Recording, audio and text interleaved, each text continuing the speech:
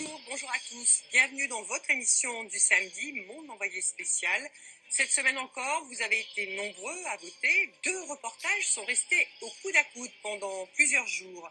Et puis, dans les dernières heures, avant la clôture du vote, c'est un document, un rêve sans fin, qui a fini par l'emporter avec 29% de vos suffrages. Un reportage sur l'homme de demain. Vivrons-nous 150 ans ou plus ? Et pourquoi pas vivre éternellement? C'est de la science-fiction, mais c'est aussi la question dérangeante que se posent déjà des chercheurs et des scientifiques. Comment repousser la mort? Comment prolonger la vie? Avec les progrès des nanotechnologies et de la génétique, nous avons voulu savoir à quoi ressemblera l'homme de demain. C'est un voyage dans le futur que nous vous proposons, un futur déjà très présent. Nous sommes allés en France, en Angleterre et aux États-Unis. C'est un reportage signé Anouk Burel.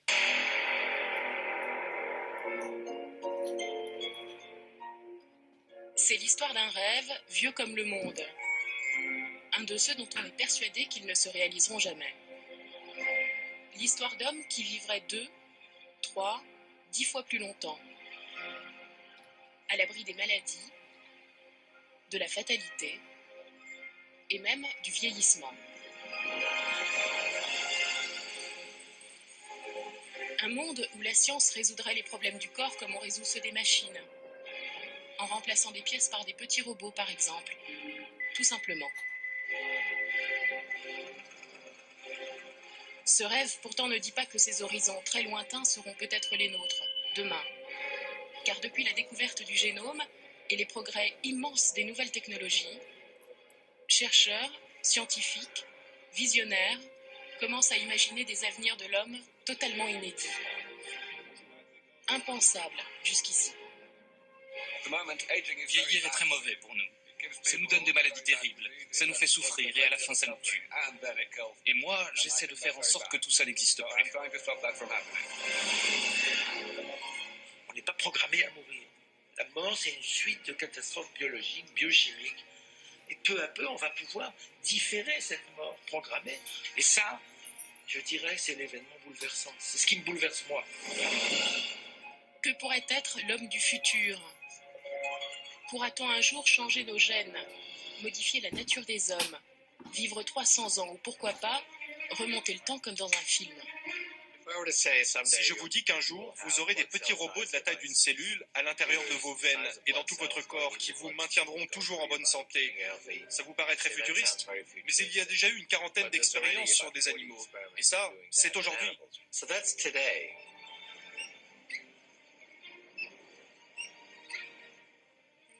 Pourrons-nous lire l'avenir dans nos gènes et prévoir celui de nos enfants ? C'est génial de savoir que ma fille Zena porte le gène des yeux bleus. Ça veut dire que même si ses yeux sont noirs, ses enfants pourront quand même avoir les yeux bleus. Voudrons-nous contrôler totalement nos destins par l'ADN ?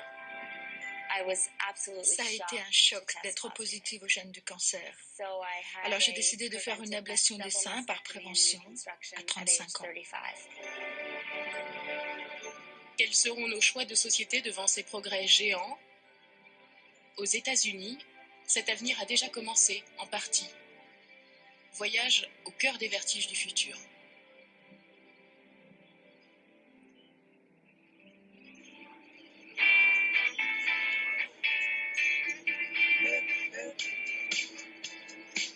Sur la côte ouest, ces questions d'avenir fascinent. Nous sommes à Los Angeles, en Californie.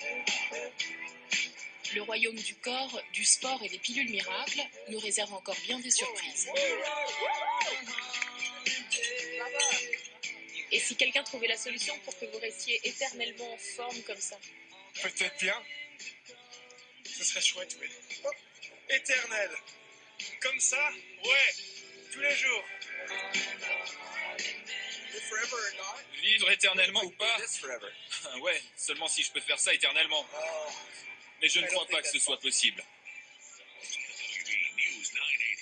Impossible ? Pas si sûr. À quelques kilomètres de là, sur le prestigieux campus de UCLA, un curieux scientifique pense que ce rêve n'est vraiment plus très loin. Ces théories attirent des centaines d'Américains. Certains ont traversé le pays pour assister à cette conférence, au milieu des chercheurs, des biologistes ou même des généticiens. L'homme qu'ils viennent écouter, le voici, Aubrey de Grey, un autodidacte en génétique, il est britannique. Bonjour, on vous attendait. Oui, bonjour, eh bien, vous n'avez qu'à essayer de me suivre pour l'instant. Il ne ressemble à aucun scientifique et ne pense pas du tout comme eux. D'ailleurs, c'est le premier à croire que l'immortalité est possible pour les hommes. Il a passé 20 ans de sa vie à étudier le vieillissement des corps et pense que l'homme pourra se guérir de la mort. Pour beaucoup ici, ce chercheur un peu fou est le nouveau génie de la science contemporaine. Oui, c'est un génie, je le crois vraiment, parce qu'il a trouvé une théorie pour arrêter le vieillissement. Et les plus grands chercheurs ont tous échoué avant lui. Dans la salle, la plupart ne connaissent rien à la science ou à la génétique, mais le sujet fascine de 7 à 77 ans. Je lui souhaite toute la réussite du monde. On est toutes des vieilles mamies de maison de retraite et on adorerait que la vieillesse n'existe plus. On a fait 4 heures de route pour venir jusqu'ici. Et pourquoi êtes-vous venu? Pourquoi? Eh bien, au départ, c'est parce que mes enfants m'ont dit qu'ils préféreraient qu'aucun d'entre nous ne meure. Avant, je pensais que c'était bien de vieillir. Mais en fait, il faut arrêter ça. Dans le détail, la théorie scientifique d'Aubrey de Grey est très compliquée. Ce plan est une énorme simplification de la manière dont fonctionnent nos cellules et notre corps. Mais l'idée de base du Britannique est assez simple. Pour lui, le corps est une machine qu'il dit avoir entièrement décryptée. La mort n'est plus qu'un problème mécanique à régler. Mon plan pour arrêter de vieillir, c'est déjà de bien se souvenir qu'un corps est une machine. Et qu'il fonctionne comme toutes les machines, comme par exemple des voitures ou des avions. Sauf que bien sûr, c'est une machine vraiment très compliquée. Mais c'est le même principe. Une voiture, quand elle est usée, que fait-on? On la répare, on change des pièces, on enlève la rouille. Et bien pour le corps humain, c'est exactement pareil. Vous n'avez pas besoin de me croire, vous n'avez qu'à vous dire que j'ai peut-être raison. D'ailleurs, peut-être que j'ai seulement 20, 10, 5% de chance d'avoir raison. Mais même si je n'ai que 5% de chance d'avoir vu juste, on pourrait sauver 5000 personnes tous les jours. Mais pourquoi vous voulez tellement sauver l'humanité de la vieillesse et de la mort? C'est quand même très curieux que les gens se posent cette question. Je veux dire, personne ne se demande pourquoi Mère Teresa veut sauver des gens qui meurent en Inde. Personne ne trouve anormal que Louis Pasteur ait voulu éviter aux gens de souffrir et de mourir d'infection. Alors pourquoi me pose-t-on la question à moi, qui veux sauver les gens de la mort? C'est exactement pareil. Si les meilleurs chercheurs du monde mettent ces idées à exécution, Aubrey de Grey pense que nous ferons le premier grand pas vers l'immortalité dans 25 ou 30 ans. Même si le Britannique avait tort, il a au moins le mérite de proposer un virage à 180 degrés dans notre manière de penser. L'homme pourra-t-il vivre un jour éternellement? Aux États-Unis, certains commencent sérieusement à y croire. George, par exemple, il est transhumaniste. À 25 ans, il se prépare à l'avènement d'un nouveau genre humain. Pour lui, le futur, c'est sûr, va révolutionner la nature des hommes. Je vais vivre jusqu'à 150 ans. J'ai 25 ans, tous les gens de mon âge vont vivre jusqu'à 120 ans.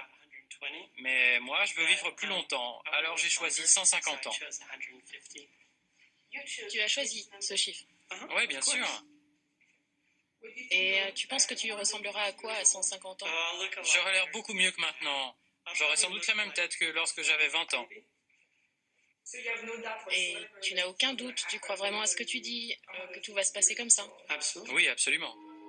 Cet optimisme sans limite s'inspire très largement d'un auteur de best-sellers futuriste, Ray Kurzweil. Ce physicien américain a toujours prédit le futur en étudiant les courbes des progrès scientifiques et technologiques. Nous partons le retrouver à San Francisco. Il tourne en ce moment un film sur le monde du futur. Un monde, pense-t-il, où tout sera possible.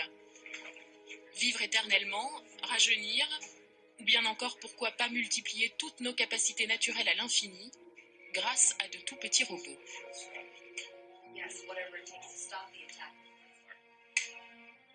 Il y a 3 étapes qui vont nous mener vers l'extension radicale de la vie. La première, c'est que chacun d'entre nous aura accès à son code génétique. Dans 15 ans, on va pouvoir reprogrammer ses gènes. Ce sera la seconde étape.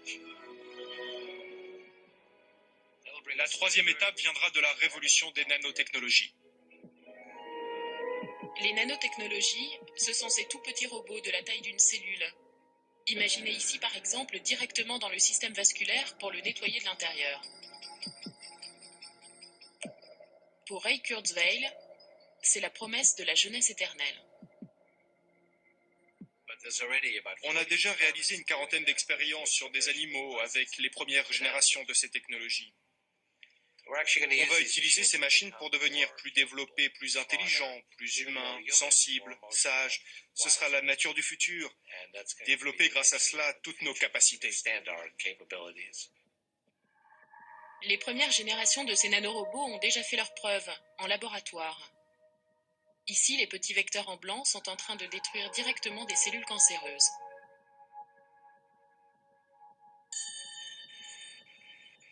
Au CNRS, à Paris, cette nouvelle technologie expérimentée sur des rats donne des résultats époustouflants. Ça, c'est un rat qui a une leucémie agressive. Voilà à quoi il ressemble. Il n'est plus très actif. Regardez, à ce stade, il ne peut pas marcher. Ses jambes sont paralysées. C'est le stade terminal de la maladie. Et bien qu'il soit soigné par des médicaments, ils n'ont aucun effet sur lui.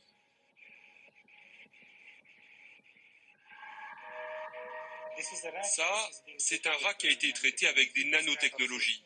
Comme les autres, il est atteint de leucémie. Mais après l'application totale du traitement, la leucémie a disparu et ce rat est presque complètement guéri.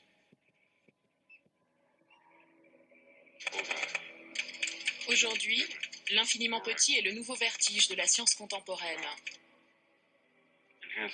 Certains vont même jusqu'à imaginer d'autres générations de nanotechnologies pour l'avenir, beaucoup plus puissantes. Comme ici par exemple le remplacement d'un neurone défaillant dans le cerveau par un petit robot.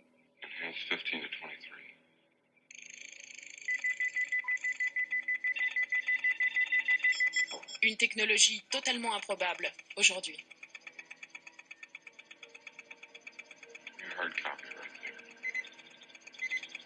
Ces histoires ne sont-elles que de la science-fiction?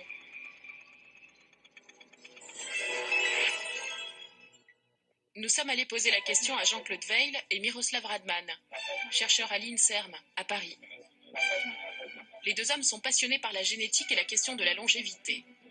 Dans un article récent, ils ont émis l'hypothèse d'un homme dont on modifierait 2 gènes qui résisteraient au cancer, un homme qui vivrait beaucoup plus longtemps. Plusieurs expériences ont été réalisées sur des souris. Celle-ci, par exemple, aurait permis d'identifier le gène de la longévité, le gène Cloto. D'après leurs recherches, vivre 150 ou 200 ans en bonne santé ne serait donc pas inenvisageable pour l'humanité. Ce qui bouleverse les gens, c'est la notion de la mort. C'est qu'on a toujours, depuis l'histoire de l'homme, on a toujours pensé d'abord que la mort était programmée et que c'était quelque chose d'inéluctable. On a quand même l'impression que ces concepts-là sont peut-être pas tout à fait exacts. Et qu'on peut finalement, on n'est pas programmé à mourir. La mort, c'est une suite de catastrophes biologiques, biochimiques, dont on est en train de comprendre les mécanismes et auxquels on aura peut-être accès. Et que c'est pas juste une espèce de catastrophe inéluctable.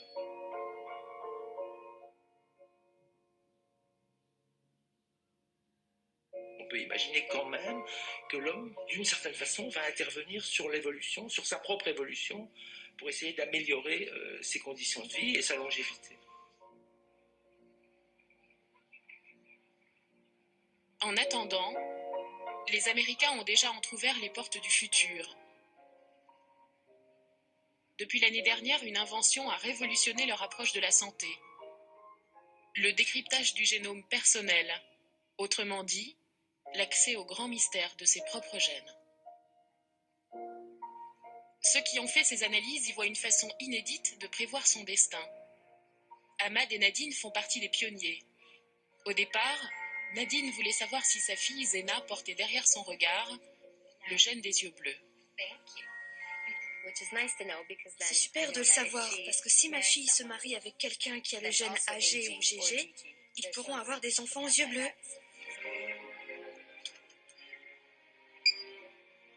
En donnant un peu de leur salive et 1 000 $ par personne, ils ont désormais accès au mystère de leur génétique personnelle. Les résultats sont exprimés en pourcentage de chance ou de risque. Une liste recense 40 prédispositions par les gènes. Leur probabilité de développer de l'asthme, des maladies cardiovasculaires, un cancer du sein ou la maladie d'Alzheimer. Leurs traits de caractère aussi. La plupart des recherches sur ces gènes ne sont pas abouties. Les résultats sont très hypothétiques. Pourtant, la famille se sent rassurée d'être entrée dans ce monde génétique, qui sera peut-être le monde de demain. Et vous avez dit que vous ferez le test pour les futurs petits copains de votre fille. C'est vrai? Ah ouais? Ah ouais, non, mais je disais ça pour rire. Non, je vous assure, en fait, je disais que l'ADN, finalement, ce serait un bon moyen pour trouver le gendre idéal, plus tard, pour ma fille. Mais je ne le ferai pas, non, pas du tout. Je ne pensais pas. Je dis ça maintenant, mais moi je te vois bien dans 20 ans le faire quand même, quand la technologie sera plus au point. Je te vois bien distribuer des tests à tous ces futurs petits copains. T'en serais capable. Ah ouais, tu me vois comme ça. Oui, ça ne m'étonnerait pas. Mais sérieusement, vous pensez qu'on pourrait s'en servir par exemple dans le monde du travail pour des nouveaux recrutements? Oui, on peut imaginer un monde où on serait sélectionné sur nos codes génétiques, où certaines compagnies rechercheraient tel ou tel marqueur du génome. Je ne vois pas pourquoi ils ne le feraient pas. Je veux dire, ça a du sens. Si un tel a des prédispositions pour la mémoire, l'organisation, la concentration, on peut lire toutes ces choses dans les gènes. Mais ça serait de la discrimination. Oui, bien sûr. Mais comme aujourd'hui, si vous passez un entretien d'embauche et que vous faites un test de QI, pour moi, c'est déjà de la discrimination. Le futur sera-t-il un jour un monde très génétique? Aux États-Unis, en tout cas, le Congrès a voté en urgence une loi interdisant la discrimination par les gènes, car ces nouveaux horizons attirent de plus en plus d'Américains.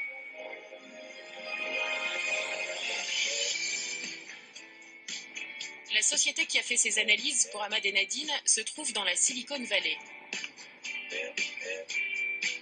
C'est la petite voisine de Google, qui en est d'ailleurs le principal actionnaire. Et pour cause, Anne Wojcicki en noir est aussi la femme du cofondateur du célèbre moteur de recherche. Anne? Linda. Enchantée. La société s'appelle 23andMe, 23 et moi, comme les chromosomes. La meilleure invention de l'année selon le magazine Time. À l'entrée, les patronnes ne cachent pas une certaine fierté. Mais quel impact peuvent avoir ces révélations sur la vie des gens? À 23andMe, cette question ne se pose pas vraiment. Car discrètement, Google se positionne en leader de la médecine préventive par les gènes et se constitue un énorme fichier de données personnelles aux États-Unis. C'est pas un peu dur psychologiquement de délivrer ces informations comme ça à des gens sur Internet, leur dire qu'ils peuvent avoir telle ou telle maladie comme le cancer ou Alzheimer? Les gens qui font appel à nous trouvent ça plus motivant qu'angoissant, parce qu'au moins ils peuvent décider de prendre leur santé et leur vie en main. Alors encore une fois, les gens trouvent que c'est plus positif qu'angoissant. Oui, mais pour la maladie d'Alzheimer par exemple, il n'y a pas de traitement. Vous savez, ceux qui ont des prédispositions à la maladie d'Alzheimer préfèrent le savoir, parce qu'ils peuvent avoir envie de vivre différemment. Parce que comme ça, ils peuvent se dire, tu sais quoi, au lieu de prévoir ma vie sur 80 ans, par exemple, je vais la prévoir sur 65 ou 70 ans et faire tout ce que j'ai envie de faire avant. C'est votre droit fondamental de savoir si les gènes donnent des prédispositions. Ça ne détermine pas tout, mais si vous avez des grands risques de développer une maladie, vous pouvez avoir envie de changer votre vie. Je crois que tout le monde devrait avoir le droit de savoir.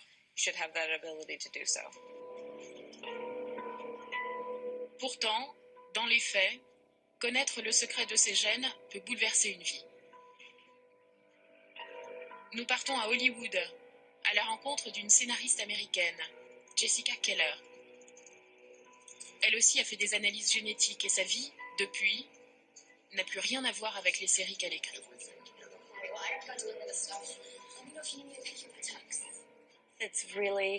C'est très drôle de travailler pour cette série. C'est frais, c'est léger, très fifi. En fait, c'est une bonne distraction par rapport à la tragédie de ma vie ces dernières années. Le résultat l'a traumatisée. I see trees of green, red roses too. À 34 ans, elle a appris qu'elle avait 84% de risque de développer un cancer du sein comme sa mère. Alors, d'une certaine manière, la scénariste américaine a décidé d'être l'auteur de son propre destin. What a wonderful world. Je n'ai jamais pensé être positive à ce gène de cancer. J'ai été dans un état de choc terrible. J'ai été obsédée par cela pendant un an. J'y pensais tout le temps, toutes les heures, tous les jours. J'en parlais à mes amis, à des médecins.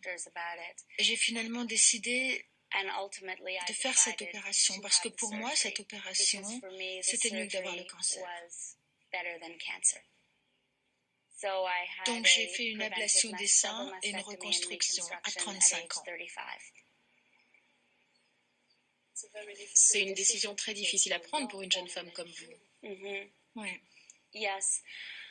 Vous savez, j'ai vu ma mère mourir dans des circonstances vraiment atroces. C'était au-delà du cauchemar. J'ai vraiment vu le cancer au plus près, dans sa forme la plus violente. C'est parce que j'en ai été témoin. Je sais ce que j'ai vu. C'est pour ça que j'ai pris cette décision. Je ne voulais pas vivre le cancer. Je ne voulais pas vivre la chimiothérapie. C'était un choix terrible, comme s'il fallait choisir entre deux horreurs. Il n'y avait pas de bon choix, mais pour moi, le cancer, c'est de toute façon le pire. Mais il y avait quand même une petite chance que vous ne développiez pas ce cancer. Il y avait une petite chance. Alors pourquoi ne l'avez-vous pas prise? Je ne suis pas une parieuse et ce n'est pas le genre de choses sur lesquelles moi je pourrais parier. Le test dit aussi qu'elle a 40% de risque de développer un cancer des ovaires. L'année prochaine, Jessica se fera donc opérer à nouveau, par prévention, dit-elle, ou par peur que les gènes transmettent aussi les mauvais destins.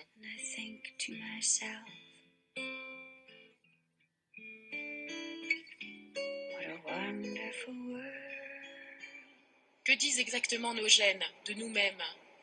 Nos connaissances sur le génome personnel sont-elles suffisamment abouties? Retour en France, où nous avons posé la question aux représentants des comités d'éthique de différents pays, réunis en sommet international à Paris. Sur ce sujet, tous pensent qu'il faut rester très prudent pour l'instant.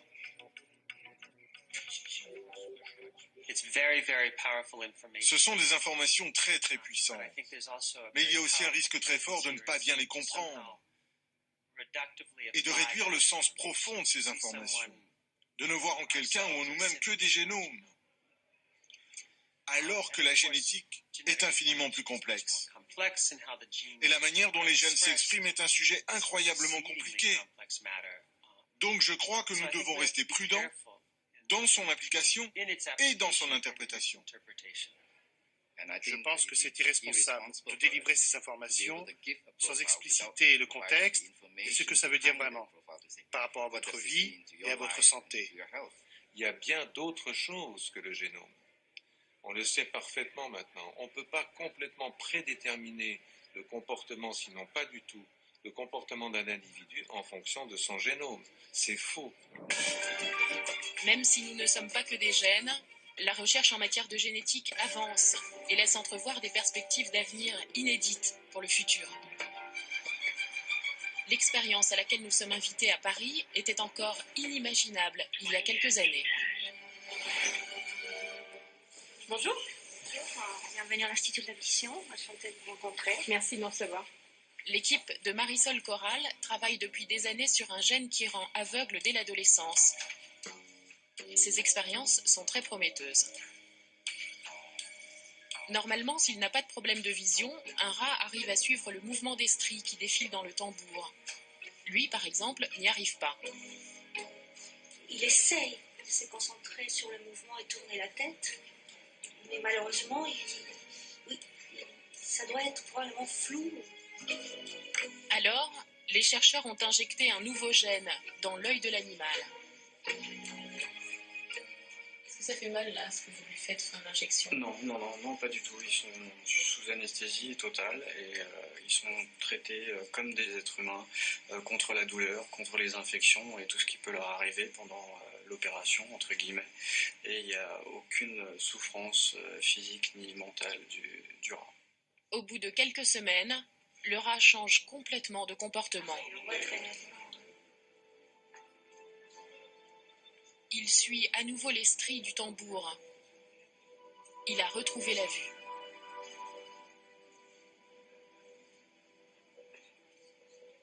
Ce résultat, c'est l'objectif de la thérapie qu'on est en train de mettre en place. Donc, c'est permet au final au rat de recouvrir la vue, que ce soit partiellement ou totalement. Et en tout cas, les rats qui seront traités avec notre thérapie auront ce résultat-là.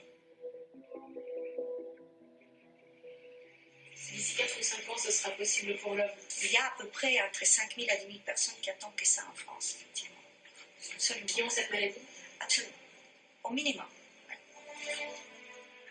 Si ces recherches se poursuivent, à l'avenir, qui accepterait de modifier ces gènes ou de les renforcer pour vaincre une maladie, un cancer, et vivre plus longtemps en bonne santé? L'homme transgénique pourrait-il être un jour une réalité? On pense que dans les 20 à 50 ans, on pourra remplacer les tissus défaillants. Donc on pourrait se poser la question, si on remplace ces tissus, est-ce qu'on ne peut pas aussi renforcer ces tissus par des gènes que l'évolution n'a pas prévus, n'a pas mis, puisque ce n'était pas son problème. On veut simplement ouvrir la discussion pour éventuellement empêcher que les technologies sont toutes mûres pour faire des choses et qu'on ne serait pas prêt culturellement, psychologiquement, et que, encore une fois, à le résultat de la science et de la recherche, une technologie va faire peur. Et la peur, ça induit les interdits. Et l'interdit, ce n'est pas la meilleure façon de progresser. Bienvenue à cette 674e conférence de l'Université de tous les savoirs. Loin d'être des apprentis sorciers, les chercheurs ont voulu exposer ces idées lors d'une conférence ouverte au public à la faculté de médecine de Paris. Alors si vous permettez, je vais commencer par quelques définitions pour vous amener dans le... Pour la plupart des auditeurs, c'est la première fois qu'ils entendent parler de l'hypothèse d'un homme génétiquement modifié. Des mots qui étonnent ou captivent, des mots qui angoissent aussi. Au détriment de la longévité. Et la souris vit 10 jours de plus. Et la cellule peut se diviser à l'infini en accumulant d'autres mutations. Rajouter au génome quelque chose qu'il n'a pas, et il y a une meilleure performance. Donc on a construit une souris transgénique. Alors comment on fait pour construire une souris transgénique? On introduit un gène. Mais ce jour-là, soudain, dans la salle en plein débat, un obscur petit groupe décide subitement d'interrompre les chercheurs. Attendez, Bon, excusez-moi, il est absolument hors de question que vous interveniez maintenant. Vous pourrez poser des questions après. Ces atteintes à la liberté de penser, à la liberté d'expression sont absolument insupportables. Vous êtes véritablement des petits terroristes de merde. Banderole à l'appui, ils en viennent aux mains pour empêcher les scientifiques de s'exprimer sur le sujet.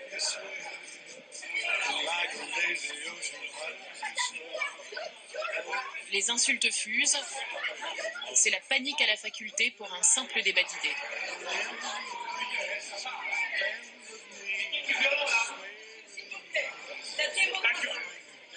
La preuve que de ce côté de l'Atlantique, le futur n'est peut-être pas encore totalement d'actualité.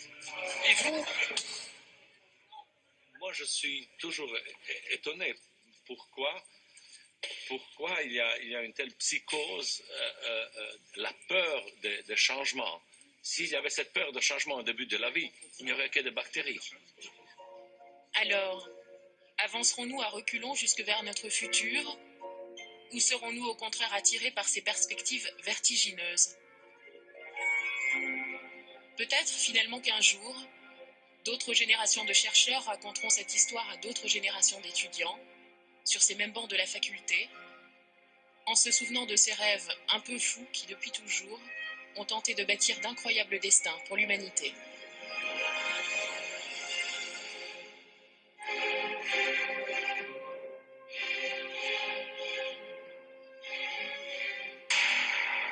Parmi les hommes et les femmes de ce reportage qui ont déjà versé dans le futur, il y a Jessica Keller, cette scénariste d'Hollywood. À 35 ans, elle avait choisi une ablation des seins parce qu'elle avait 84% de risque de développer un cancer du sein. Alors, quelques nouvelles. Nous l'avions rencontrée à nouveau en 2014 avec sa fille Sophie sur les genoux. Et voilà ce qu'elle nous avait appris. Les gènes m'ont appris qu'il fallait aussi que je me fasse retirer les ovaires avant 40 ans. Je n'avais plus le temps pour tomber amoureuse. Alors j'ai décidé de l'avoir seule. Sophie est directement liée à ce test que j'ai fait. Jessica a donc eu recours à un donneur anonyme pour concevoir sa fille Sophie avant sa chirurgie des ovaires. Se faire enlever les seins et les ovaires en raison d'un risque de cancer, c'est ce qu'a fait l'actrice américaine Angelina Jolie. Des actes qu'elle a à chaque fois rendus publics et qui ont eu un large écho, peut-être même un effet. Aux États-Unis et au Canada, le nombre de consultations dans des centres de génétique ou dans des centres de dépistage de cancers familiaux ont augmenté. Et autre visage de ce reportage, la chercheuse Marisol Corral, qui travaillait sur une maladie génétique des yeux dont souffrent 5 à 10 000 personnes en France. Depuis la première diffusion de ce reportage en 2009, les essais pratiqués sur les rats il y a 6 ans sont depuis passés à l'homme. 15 patients sont actuellement en traitement, mais les résultats ne sont pas encore rendus publics. Dans vos commentaires cette semaine, vous exprimez surtout vos peurs et votre défiance face au vertige des progrès de la science. Sur Facebook, par exemple, vous dites « Soyons logiques, dans un monde surpeuplé, à quoi sert cet acharnement ?» Ou encore « Je ne vois pas l'intérêt de prolonger indéfiniment la vie. » Alors nous sommes allés voir Patrick Gaudret, il est généticien, directeur de recherche au CNRS et membre du comité consultatif national d'éthique. Nous lui avons transmis vos inquiétudes, écoutez-le. Oui, mais ce sont effectivement des craintes que je partage d'une certaine manière et des doutes aussi. Je crois qu'il faut se poser sérieusement la question de savoir prolonger la vie, pour qui, pourquoi, dans quelles conditions. Ça n'est pas obligatoirement un bien en soi et surtout, c'est quelque chose dont il faudrait laisser le libre choix à la société et que ce choix ne soit pas imposé par des sociétés qui nous vendent du rêve. Un rêve qu'ils fabriquent eux-mêmes. Donc moi ce qui m'inquiète c'est ça, c'est qu'on nous crée des besoins, on nous crée des envies et des besoins et ensuite ça devient une évidence qu'il faut par exemple faire séquencer son ADN. Alors que c'est une évidence pourquoi, dans quelles conditions, on ne nous l'explique pas et on est un petit peu dépourvu face à ce genre de questions. Et puis avant d'accéder peut-être à la vie éternelle, quelques nouvelles de toutes celles qui ont défié la mort. Gertrude l'Américaine, la femme la plus âgée du monde, elle est morte à 116 ans lundi dernier. Elle est restée doyenne une semaine seulement après la mort de la japonaise Misao, disparue à 117 ans la semaine dernière. En France, notre doyenne s'appelle Olympe. Elle a 113 ans et demi. Elle n'a jamais fait de sport, jamais mangé 5 fruits et légumes par jour et jamais vu le médecin. C'est ce que raconte son fils. Un dernier chiffre, en 1900, l'espérance de vie atteignait 45 ans en France. Aujourd'hui, elle est d'un peu plus de 79 ans pour les hommes et de 85 ans et demi pour les femmes. C'est la fin de cette émission. Merci de nous avoir suivis. Et maintenant, à vos clics. Oui, vous allez sur france-tv-info.fr, vous votez pour le reportage que vous voulez voir ou revoir la semaine prochaine. Et puis sur Facebook et sur Twitter, vous pouvez nous poser toutes les questions auxquelles vous souhaitez que Françoise et moi nous répondions. Très bel après-midi sur notre chaîne.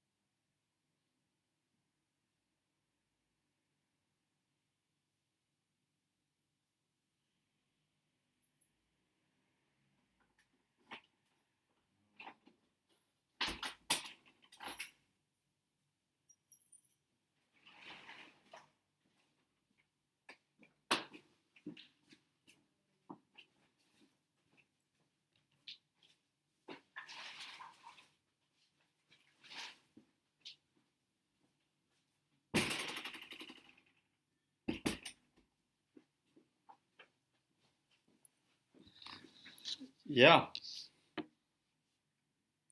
Yeah, that. Partir en quête des lieux les plus rares. Sorry, Les plus what's going on here?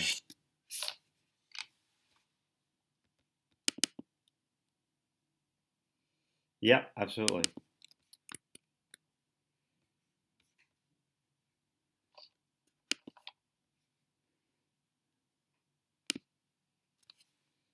Yeah. Anyway, so if you have any ideas,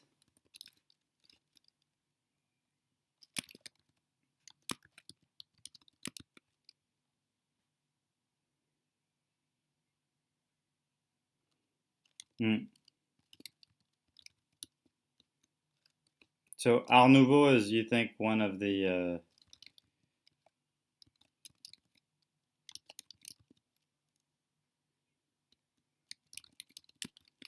yeah, that'd be cool.